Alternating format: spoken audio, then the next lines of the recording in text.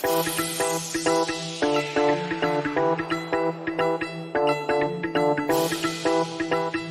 मुगल साम्राज्य का छठा और अंतिम प्रभावी शासक था। उसने 1658 से लेकर अपनी 1707 में अपनी मौत तक हिंदुस्तान के बड़े हिस्से पर 39 वर्ष तक शासन किया था। औरंगजेब ने अपने शासन काल में मुगल साम्राज्य का सर्वाधिक विस्तार किया था। उसने अपने जीवन में 3 मिलियन वर्ग किमी के हिस्से के 150 मिलियन लोगों पर शासन किया था। औरंगजेब को अपनी धार्मिक असहिष्णुता वाली नीतियों के कारण विद्रोहों का सामना करना पड़ा, जो उसकी मौत के बाद इतना बढ़ गया कि धीरे धीरे मुगल साम्राज्य का पतन हो गया। आइए आपको आज औरंगजेब की संपूर्ण जीवनी से रूबरू करा दें।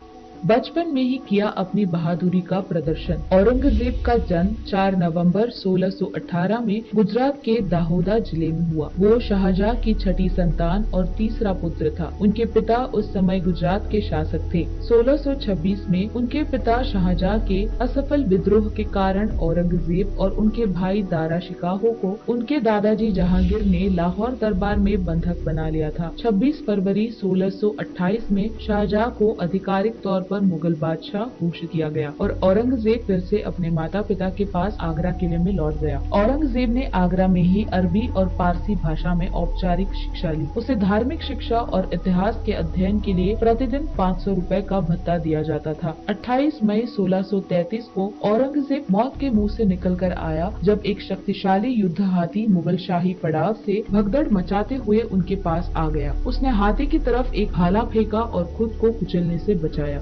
औरंगजेब की इस बहादुरी पर उसके पिता ने उसको बहादुर का खिताब दिया और उसे सोने में तोला। इसके साथ ही उसको 2 लाख रुपए तक की उपहार दिए गए। औरंगजेब के विजय अभियान। 15 दिसंबर 1634 में औरंगजेब को पहली बार कमान दी गई, जिसमें उसे 10,000 घोड़े और 4,000 सिपाही दिए गए। उसे पहली बार शाही विशेषाधिकार देते हुए लाल तंबू का उपयोग करने की अनुमति दी गई। तत्पश्चात औरंगजेब को सेना के नाम मात्र प्रभारी के रूप में ओरछा के विद्रोही शासक जुझार सिंह के खिलाफ बुंदेलखंड भेजा गया। जुझार सिंह ने शाहजहां के नियमों के विरुद्ध दूसरे राज्यों पर आक्रमण की चुनौती दी थी। व्यवस्था के अनुसार औरंगजेब को युद्ध से दूर पीछे रखा गया और मुगल सेना के एकत्रित होने पर उसके सेनापतियों की सलाह ली और ओरछा की घेराबंदी की। ये सैन्य अभियान सफल रहा और जुझार सिंह को सत्ता से हटा दिया गया। औरंगजेब को 1636 में दक्कन का वायसराय नियुक्त किया गया। शाहजहां के जागीरदारों को निजाम शाही राजकुमार मुर्तजा शाह ने तबाह कर दिया था और अब वो अहमदनगर के खतरनाक विस्तार में लगा हुआ था। शाहजहां ने औरंगजेब को इस सैन्य अभियान के लिए भेजा और उसने 1636 में निजाम शाही वंश को समाप्त कर दिया।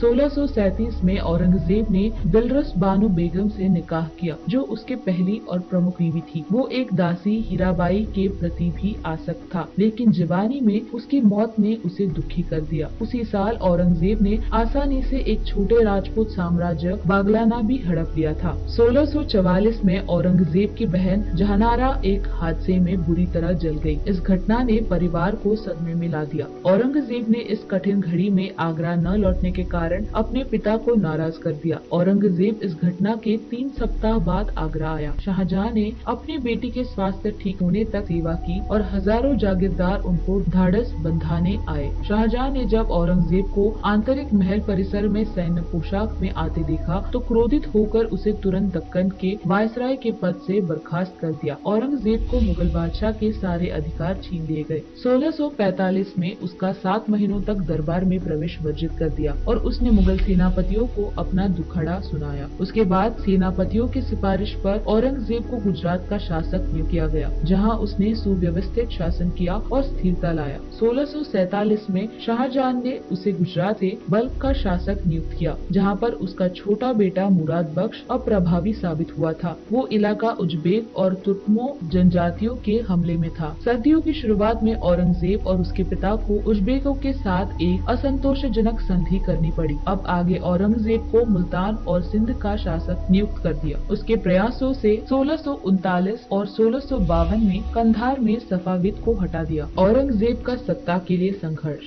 1657 के अंत में शाहजहां बीमार पड़ गया। उसकी प्यारी पत्नी मुमताज महल भी 1631 में मर चुकी थी और शाहजहां उसके गम को कभी भूल नहीं पाया था। उसकी हालत अब धीरे धीरे ज्यादा बिगड़ रही थी, जिसके कारण उसके चारों बेटे मयूर सिंहासन की जंग के लिए लड़ने को तैयार हो गए। शाहजहां को अपने बड़े बेटे दारा शिकोह से बेहद लगाव था, लेकिन ज्यादातर मुस्लिम उसे संसारिक और अधार्मिक मानते थे। शाहजहां का दूसरा बेटा शुजा आराम पसंद था और उसने बंगाल का शासक का पद लेकर खूबसूरत औरतों और शराब का मुख्य केंद्र बना दिया था। औरंगजेब अपने दूसरे भाइयों के विपरीत मुस्लिमों के प्रति ज्यादा समर्पित था, इसीलिए वो धार्मिक विश्वसनीयता के आधार पर अपना सिक्का चलाना चाहता था। औरंगजेब ने चालाकी से अपने छोटे भाई मुराद को अपनी तरफ ये कहकर मिला लिया था कि दारा और शुजा को अपने रास्ते से हटाने के बाद वो मुगल सल्तनत की गद्दी मुराद को सौंप देगा। औरंगजेब ने मुराद को और ज्यादा विश्वास डालते हुए खुद के शासन के लिए झनकार करते हुए हज के लिए मक्का जाने की बात की। मुराद को औरंगजेब पर पूरा भरोसा हो गया था, इसीलिए 1658 में मुराद और औरंगजेब की संयुक्त सेना ने राजधानी की ओर उत्तर में कूच किया। शाहजहां की तबीयत में अब सुधार हो रहा था।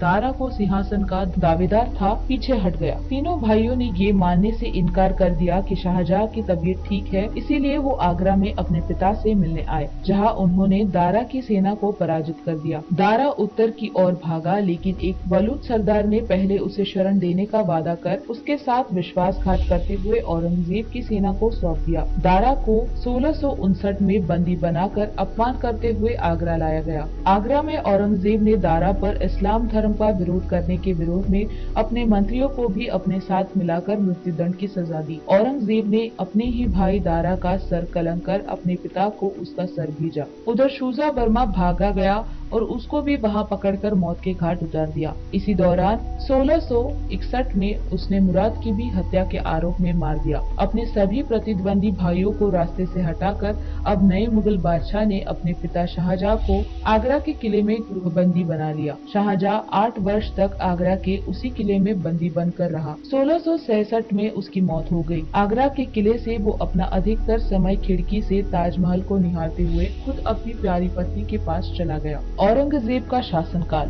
औरंगजेब का 38 साल का शासन तो मुगल साम्राज्य का स्वर्णकाल माना जाता है, लेकिन उसके शासन में उसकी नीतियों के कारण उसको अनेक विद्रोहों का सामना करना पड़ा था। हालांकि मुगल बादशाह अकबर से लेकर शाहजहां ने धार्मिक सहिष्णुता में एक उल्लेखनीय कार्य किया था, लेकिन इसके विपरीत औरंगजेब ने उनकी नीतियों का उल्टा काम किया। औरंगजेब एक बहुत कट्टर शासक था, जिसने इस्लाम का कट्टरपंथी संस्करण अपने नाम कर दिया। उसने 1668 में संगीत और अन्य कलाओं पर प्रतिबंध लगा दिया। हिंदू और मुस्लिम दोनों को गाने और वाद्य यंत्र बजाने पर प्रतिबंध लगा दिया था। औरंगजेब ने दरबार में संगीत पर पाबंदी लगा दी थी तथा सरकारी संगीतज्ञों को अवकाश दे दिया था। भारतीय शास्त्रीय संगीत पर फारसी में सबसे अधिक पुस्तक औरंगजेब ने शासनकाल में लिखी गई। औरंगजेब स्वयं वीणा बजाने में दक्ष था। हिंदू मंदिरों को बनाया अपना निशाना। औरंगजेब ने 1665 में हिंदू मंदिरों को तोड़ने का आदेश दिया। इसके शासन काल में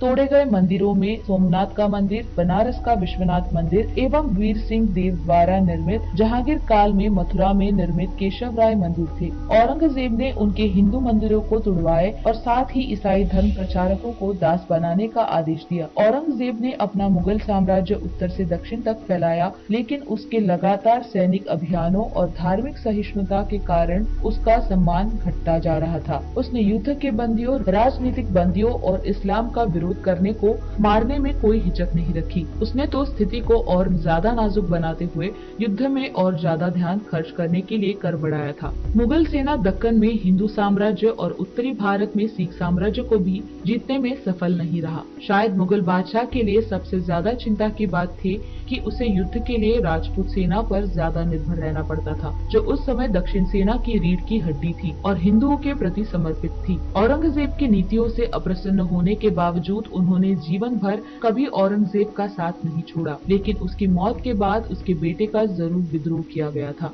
इन सब में से सबसे खतरनाक विद्रोह 1672 और 74 में पश्तो जनजाति का था। औरंगजेब के खिलाफ हुए मुख्य विद्रोह। 1659 में शिवाजी ने औरंगजेब के युद्ध अभियानों के दौरान मुगल सूबेदार शाहिस्ता खान पर अचानक हमला कर दिया। शिवाजी और उनकी सेना ने दक्कन, जंजीरा और सूरत पर आक्रमण कर दिया। और इनके इलाकों पर अपना कब्जा कर लिया। 1698 में औरंगजेब की सेना ने शिवाजी के पुत्र संभाजी को बंदी बना लिया और उसकी हत्या कर दी, लेकिन मराठों ने अपनी लड़ाई जारी रखी, जिसके कारण मुगल साम्राज्य में गिरावट आ रही थी। 1659 में मथुरा के पास भरतपुर के हिंदू जाट कृषकों ने जजिया करने के विरोध में विद्रोह किया। एक विद्रोही भूमि मालक गोकुल ने विद्रोह का नेतृत्व किया।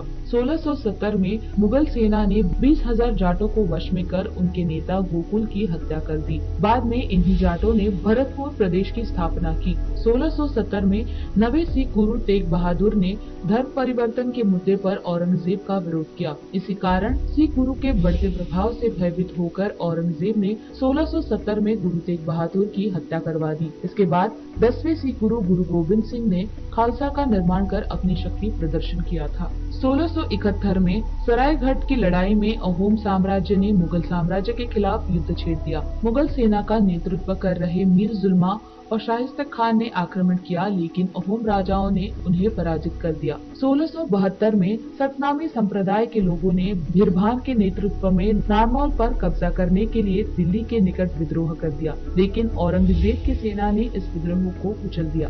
1679 में राठौड़ वंश के सेनापति वीर दुर्गादास राठौड़ ने विद्रोह किया, जब औरंगजेब ने युवा राठौड़ राजकुमार को राजा बनाने की अनुमति नहीं दी। इस कारण राजपूत शासकों ने भयंकर आक्रोश छा गया था और राजपूताना के खिलाफ अनेक विद्रोह हुए। बुंदेला राजपूत वंश में महाराजा छत्रसाल एक महान योद्धा थे, जिन्होंने मुगल बादशाह औरंगजेब के खिलाफ लड़ाई लड़ी और बुंदेलखंड में अपना साम्राज्य स्थापित किया। औरंगजेब की मौत के साथ मुगल साम्राज्य का हुआ पतन। 20 फरवरी 1707 को 78 वर्ष की उम्र में खुलदाबाद में औरंगजेब की मौत हो गई। उसने एक ऐसा साम्राज्य अपने पीछे छोड़ा जो बुरी तरह से बिखर चुका था और विद्रोह से घिर चुका था। उसके बेटे बहादुर शाह प्रथम के शासन में उसका शासन धीरे धीरे आगे तो बढ़ा, लेकिन कम होता गया, जो अंततः 1868 में अंतिम मुगल बादशाह बहादुर शाह जफर द्वितीय के निर्वासन के साथ खत्म हो गया और अंग्रेजों ने भारत पर राज किया। बादशाह औरंगजेब को अंतिम ग्रेट मुगल माना जाता है। हालांकि उसकी बेरहमी और असहिष्णुता वाली नीतियों के कारण ही महान मुगल साम्राज्य कमजोर हुआ था और पतन की ओर पहुंचा। तो दोस्तों, ये थी जानकारी औरंगजेब के बारे में, जिसने अपनी कट्टर नीतियों से किया मुगल साम्राज्य का अंत।